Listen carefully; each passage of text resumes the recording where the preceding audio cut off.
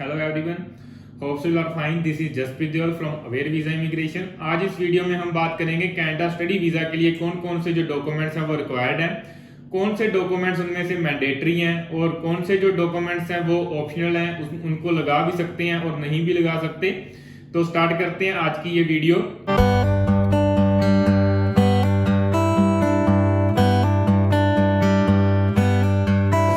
पहला डॉक्यूमेंट है among the mandatory documents, वो है पासपोर्ट। आपके पासपोर्ट की जो वैलिडिटी है वो जितने टाइम के प्रोग्राम के लिए आप स्टडी वीजा अप्लाई कर रहे हैं एटलीस्ट उतने टाइम के लिए आपका जो पासपोर्ट है वो वैलिड होना चाहिए। ये एक मैंडेटरी थिंग है। अगर आपका जो पासपोर्ट है उतने टाइम के लिए वैलिड नहीं है तो पीपीआर आने के बाद भी आपका जो वीजा है आपके पासपोर्ट पे स्टैंप नहीं होगा। थर्ड जो मेन डॉक्यूमेंट है, आपका जो आइल्स का स्कोर है वो वैलिड होना चाहिए और अगर आपने पीटी या टोफल की है वो आपका जो स्कोर है वो वैलिड होना चाहिए। थर्ड जो मैंडेटरी डॉक्यूमेंट्स है, आपके पास वैलिड लेटर ऑफ एक्सेप्टेंस होना चाहिए। आपका जो लेटर ऑफ एक्सेप्टेंस है वो एक्सपायर्ड नहीं होना चाहिए। आपने अपने जो लेटर ऑफ एक्सेप्टेंस की वैलिडिटी है या फिर एक्सपायरी डेट है वो ध्यान से देखना है। कभी भी आपने एक्सपायर हुआ ऑफर लेटर नहीं यूज करना। अगर आप उस ऑफर लेटर को यूज करते हैं और अगर एम्बेसी आपके ऑफर लेटर की वैलिडिटी या ऑथेंटिसिटी इंस्टीट्यूट से कंफर्म करती है और इंस्टीट्यूट उनको इन्फॉर्म करते हैं कि ये जो ऑफर लेटर है वो रिवोक है, तो उस केस में आपके ऊपर 5 साल का बैन भी लग सकता है। फोर्थ जो मैंडेटरी डॉक्यूमेंट है वो है ट्यूशन फीस रिसिप्ट। आपके पास 1 ईयर की जो ट्यूशन फीस रिसिप्ट है वो होनी चाहिए। कई इंस्टीट्यूट की फीस लाइक 19,000 होती है लेकिन उनकी जो ट्यूशन फीस रिसिप्ट है वो 500 या 700 कैड कम होती है, तो आप सिर्फ ट्यूशन फी रिसिप्ट का अमाउंट पे करके एसडीएस कैटेगरी में अपनी वीजा एप्लीकेशन लगा सकते हैं। आपको कंप्लीट जो ऑफर लेटर पे फीस है वो पे करनी मैंडेटरी नहीं है। अगर आपके ऑफर लेटर के ऊपर इंस्टीट्यूट के द्वारा कोई भी कंडीशन ऐसी नहीं है कि आपने इतनी डेट तक जो पूरी फीस है वो पे करनी है। फिफ्थ जो मैंडेटरी डॉक्यूमेंट है वो है जीआईसी।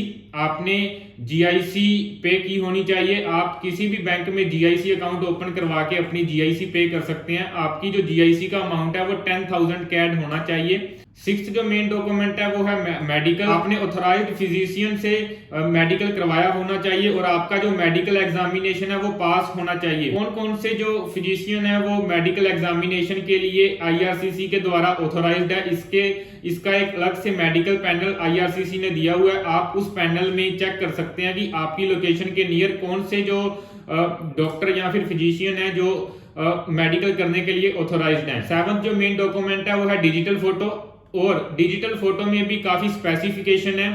आपकी जो डिजिटल फोटो है वो वाइट बैकग्राउंड के साथ होनी चाहिए। उसका जो फ्रेम साइज है वो 35x45 mm होना चाहिए। उसमें आपका जो फेस है वो एटलीस्ट 80% होना चाहिए।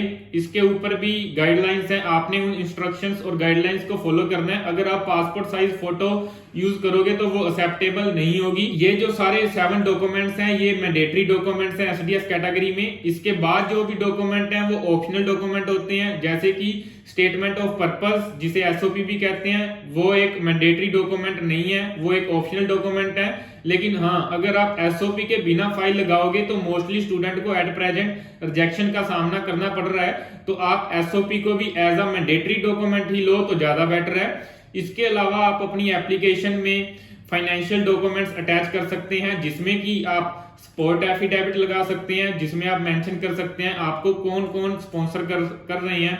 स्पॉन्सर करने वाले पर्सन आपके पेरेंट्स भी हो सकते हैं, आपके ग्रैंड पेरेंट्स या ब्रदर सिस्टर भी हो सकते हैं।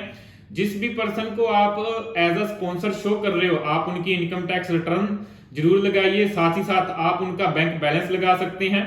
इसके अलावा आप अपनी फाइल को स्ट्रॉन्ग करने के लिए प्रॉपर्टी वैल्यूएशन रिपोर्ट लगा सकते हैं और एक सीए नेटवर्थ रिपोर्ट लगा सकते हैं। ये भी आपकी फाइल को स्ट्रॉन्ग करेगी।